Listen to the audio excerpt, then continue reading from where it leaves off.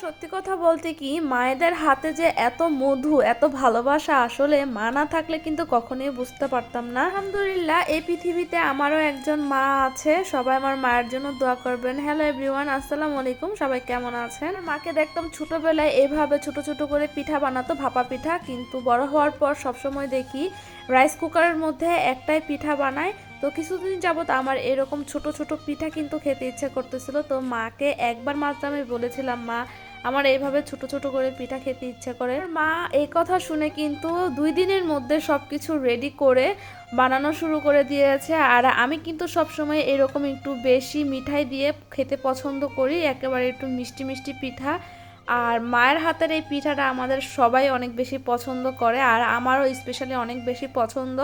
শীতের পিঠার মধ্যে সবচেয়ে বেশি পছন্দের আমার এই ভাপা পিঠা।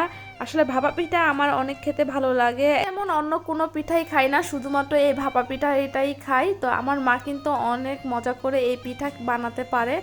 তো কার কার আমার মতো এরকম ছোট ছোট করে ভাপা পিঠা খেতে পছন্দ, কমেন্টের মাধ্যমে কিন্তু অবশ্যই জানাবেন। তো সবাই ভালো থাকবেন।